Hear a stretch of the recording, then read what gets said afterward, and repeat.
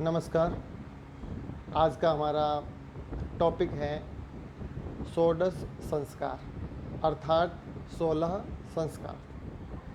भारतीय समाज और भारतीय धर्मशास्त्रों में भारतीय मनीषियों के द्वारा 16 संस्कारों की एक संकल्पना की गई है, जिनमें गर्भाधान से लेकर के और अंत्येष्टि तक 16 संस्कारों का संपादन किया जाता है। संस्कार शब्द का अर्थ है परिष्कार, शुद्धता अथवा पवित्रता। यानी हिंदू व्यवस्था में संस्कारों का विधान व्यक्ति के शरीर को परिष्कृत अथवा पवित्र बनाने के उद्देश्य से किया जाता है, ताकि वे व्यक्तिक और सामाजिक विकास के लिए उपयुक्त बन सके। संस्कार के उद्देश्यों की अगर बात की जाए तो संस्कारों के विभिन्न उद्देश्य हैं। उसमें सबसे पहला उद्देश्य है अशुभ शक्तियों का निवारण।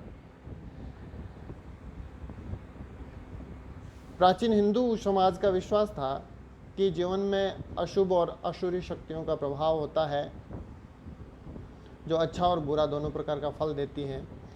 अतः उन्होंने संस्कारों के माध्यम से उनके अच्छे प्रभावों को आकर्षित करने और बुरे प्रभावों को हटाने के लिए मनुष्य का स्वास्थ्य एवं निर्विघ्न विकास हो सके, भूत प्रेत इत्यादि बाधाओं से व्यक्ति को निजात मिल सके, इसी उद्देश्य को ध्यान में रखते हुए इन संस्कारों की संकल्पना की गई। दूसरा उद्देश्य है भौतिक समृद्धि की प्राप्ति। संस्कारों का विधान भौतिक समृद्धि जैसे पुत्र की प्राप्ति, दीर्घायु, सुखी जीवन, शक्ति, बुद्धि, संपत्ति आदि की प्राप्ति के उद्देश्य से भी इनको किया जाता है। और तीसरा उद्देश्य है भावनाओं की अभिव्यक्ति। संस्कारों के माध्यम से व्यक्ति अपने हर्ष और दुख की भावनाओं को प्रकट करता है। पुत्र जन्म, विवाह आदि के अवसर पर आनंद और उल्लास आ सके, इस हेतु इन संस्कारों का संपादन किया जाता है। चौथा उद्देश्य है नैतिक उद्देश्य। नैतिक उद्देश्य में संस्कारों द्वारा मनुष्य अपने जीवन में नैतिक गुणों का समावेश करता है और इन विभिन्न गुणों के माध्यम से व्यक्ति में विभिन्न प्रकार के भाव जो है, जैसे दया, सहिष्णुता, ईर्ष्या इत्यादि न करना, शुद्धता, शांति, सदाचार इत्यादि नैतिक आचरण युक्त गुणों का एक व्यक्ति के अंदर उसका बीजारोपण किया जाता है। व्यक्तित्व का निर्माण और विकास। संस्कारों के माध्यम से मनुष्य के व्यक्तित्व का निर्माण और विकास होता है।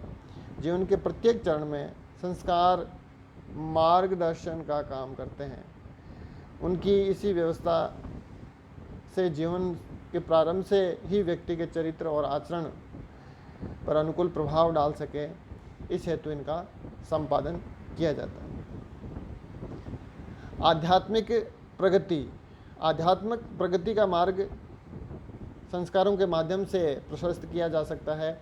इन संस्कारों से जो है धार्मिक क्रियाएं संपादित की जाती है और इनके द्वारा व्यक्ति का आध्यात्मिक उन्नयन भी किया जाता है। भारतीय स्मृति ग्रंथों, विभिन्न मनीषियों, विभिन्न विद्वानों और धर्म शास्त्रियों द्वारा भारतीय हिंदू धर्म में 16 संस्कारों की संकल्पना की गई है और इन 16 संस्कारों में सबसे पहला संस्कार है वो है गर्भाधान संस्कार। गर्भाधान संस्कार जो है वो पुत्र प्राप्ति के लिए अपनी पत्नी के गर्भ में बीज स्थापित करना इसका मुख्य प्रमुख उद्देश्य रहता है, क्योंकि समाज में निसंतान व्यक्ति का आदर नहीं होता है। इसीलिए व्यक्ति द्वारा ये चेष्टा की जाती है कि वो संतान उत्पत्ति करें, और चूँकि हर व्यक्ति पर जो इस जीवन में आता है उस पर पितृ होता है, पितृ का एक भार होता है, और वो पितृ से मुक्त होने के लिए, उऋण होने के लिए वो इस संस्कार का आयोजन करता है। दूसरा संस्कार है पुंसवन संस्कार। ये संस्कार गर्भाधान के तीसरे माह में किया जाता है, और इस अनुष्ठान में, इस संस्कार में व्यक्ति द्वारा इस संस्कार के आयोजन में पुत्र उत्पत्ति की कामना की गई है या की जाती है, और इसके साथ साथ गर्भस्थ शिशु की रक्षा हेतु देवताओं की पूजा की जाती है, और ऐसी कामना की जाती है कि गर्भस्थ शिशु जो है वो स्वस्थ रहे और निरोग रहे। अगला है सीमंतोन्नयन संस्कार। चौथे से 8वें माह में, गर्भाधान के चौथे से 8वें माह में इस संस्कार का आयोजन किया जाता है। इसमें स्त्री के केसों को ऊपर उठाया जाता है। सीमांतोन्नयन, सीमांतो का अर्थ केसों से है, बालों से है।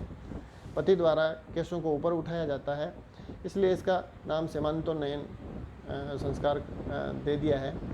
गर्भवती स्त्री व भ्रूण को प्रेतात्माओं से बचाने के लिए देवताओं से आह्वान किया जाता है कि गर्भवती स्त्री यानी माता और उसके कोख में पलने वाला गर्भ जो है वो विभिन्न प्रकार की प्रेतात्माओं से, भूतों से, इस प्रकार की ऊपरी छाया से जो है वो अपने आप को सुरक्षित रखे, इस हेतु देवताओं से आह्वान किया जाता है। जातकर्म संस्कार, ये संस्कार बच्चे के जन्म के समय इसका आयोजन किया जाता है, और नाल काटने के बाद में और सबसे पहले बच्चे को शहद, घी या गुड़ इत्यादि चटाया जाता है, और इसको जातकर्म संस्कार नाम दिया गया है।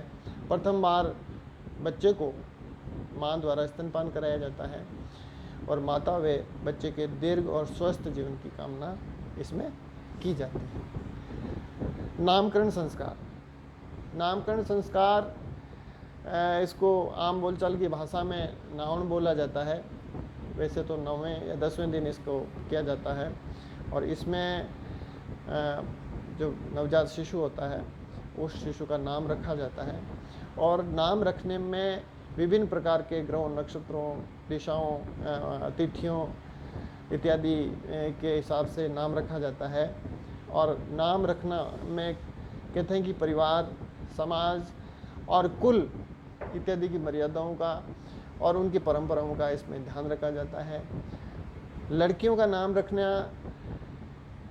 लड़कियों के जो नाम होते हैं उन नामों में नाम बड़े कोमल हो, सुशील नाम रखे जाए, सुंदर नाम रखे जाएं, इस प्रकार की का आयोजन इस संस्कार में किया जाता है। अगला है निष्क्रमण संस्कार। जन्म के तीसरे और चौथे महीने में इसका आयोजन किया जाता है। इस संस्कार में पहली बार बच्चे को घर से बाहर निकाला जाता है, इसलिए इसको निष्क्रमण शब्द इसके लिए प्रयुक्त किया जाता है। उसको बाहर की हवा, धूप इत्यादि का दर्शन कराया जाता है, और पहली बार नवप्रसूता जो है वो बच्चे को लेकर घर से बाहर निकलती है, इसीलिए इसको निष्क्रमण संस्कार कहा गया है। अगला है अन्नप्राशन संस्कार। अन्नप्राशन संस्कार का आयोजन जो बालक के जन्म के 6ठे माह में किया जाता है, जिसमें पहली बार बच्चे को पका हुआ खाना, पका हुआ अन्न खिलाया जाता है। क्योंकि अब तक बच्चा जो है माँ के दूध पर ही जो है अपना पोषण कर रहा था, लेकिन अब चूंकि उसका शरीर बड़ा हो गया और उसे और अधिक ऊर्जा और खाने की आवश्यकता होती है, इसलिए प्रथम बार बच्चे को पका हुआ भोजन दिया जाता है, अनाज दिया जाता है, इसलिए इसको अन्नप्राशन संस्कार नाम दिया गया। अगला है चूड़ाकरण संस्कार। चूड़ाकरण संस्कार में पहली बार बालक के बाल काटे जाते हैं और बाल काट करके और एक प्रकार से स्वच्छता और सफाई का बालक को ज्ञान कराया जाता है कि साफ सफाई और सफाई और स्वच्छता का जीवन में क्या महत्व है। इस प्रकार की एक आदत विकसित की जाए, निर्मित की जाए, ऐसी चेष्टा की जाती है। नेक्स्ट है कर्णवेद संस्कार। कर्णवेद संस्कार में बालक के कान छेद करके उसमें बाली या कुंडल पहना दिए जाते हैं और इसके पीछे एक बहुत बड़ा विज्ञान है और ऐसा कहा जाता है कि कानों को छेदने के पीछे बालक को स्वस्थ रखने का एक बहुत बड़ा उद्देश्य उसके पीछे है कि उससे आजकल होने वाली जो एलर्जी की प्रॉब्लम है और इसके अलावा हाइड्रोसिली और हर्निया जैसे रोग जो हैं वो भविष्य में बालक को ना हो, इस प्रकार की दृष्टि जो है, इसका वैज्ञानिक दृष्टिकोण इसके पीछे रहता है। कर्णवेद संस्कार जो है इसमें दोनों कानों को छेदा जाता है और कानों को छेदने के लिए सोना, चांदी या लोहे के सुई का प्रयोग किया जाता है। विभिन्न स्मृति ग्रंथों और धर्मशास्त्रों के अंदर भिन्न भिन्न वर्णों के लिए भिन्न भिन्न धातुओं का प्रयोग बताया गया है। जैसे ब्राह्मण के लिए सोने की सुई से उसका कर्णभेदन किया जाए और क्षत्रिय के लिए चांदी की सुई से उसका कर्णभेदन हो और वैश्य और शूद्र के लिए लोहे की सुई का कर्णभेदन में प्रयोग किया जाए। तो इस प्रकार बालक जो है नहला करके उसको स्नान इत्यादि करवा करके और पवित्र मंत्रों और यज्ञ इत्यादि संपादन करके पहले उसके दाएं कान को छेदा जाता है और तत्पश्चात उसके बाएं कान को छेदा जाता है। तो इसके पीछे एक बड़ा एक साइंटिफिक व्यू जो है वो आज भी दिखाई देता है।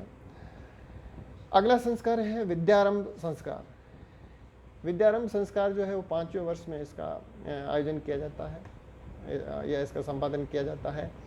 इसमें बालक को पहली बार जो है वो अक्षरों का ज्ञान कराया जाता है, पढ़ाई लिखाई से संबंधित कार्य शुरू किया जाता है और इसमें बुद्धि और ज्ञान जैसे गुण जो है बालक में किस प्रकार से प्रकट हो, बालक की रुचि किन क्षेत्रों में है, किन विषयों में उसकी रुचि है और रुचि और अरुचि का पता जो है वो इस काल में इस संस्कार से लगाया जाता है। अगला संस्कार है उपनयन संस्कार। उपनयन संस्कार जो है, उपनयन का अर्थ है समीप ले जाना या पास में बैठ जाना, यानी इसके माध्यम से बालक संपूर्ण ज्ञान प्राप्त करने का अधिकारी बन जाता है। और समीप बैठ जाना या समीप ले जाना, किसके समीप ले जाना?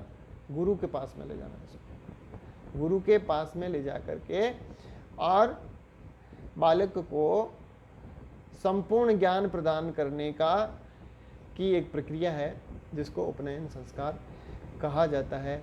और उपनयन संस्कार की जो आयु है वो अलग अलग गोत्रों के, अलग अलग वर्णों के हिसाब से अलग अलग दी गई है, जिसमें ब्राह्मण के लिए 8 वर्ष, क्षत्रिय के लिए 11 वर्ष और वैश्य के लिए 12 वर्ष इसमें आयु तय की गई है।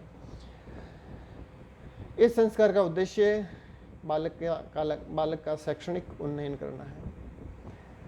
और अगला संस्कार है वेदारंभ संस्कार। वेदारंभ संस्कार के अंदर बालक को सर्वप्रथम स्नान इत्यादि करवा करके और उसको पवित्र वस्त्र पहना करके यज्ञ इत्यादि करके और गायत्री मंत्र से वेदारंभ संस्कार की शुरुआत की जाती है और तत्पश्चात वो चारों वेदों के अध्ययन जो है प्रारंभ करता है।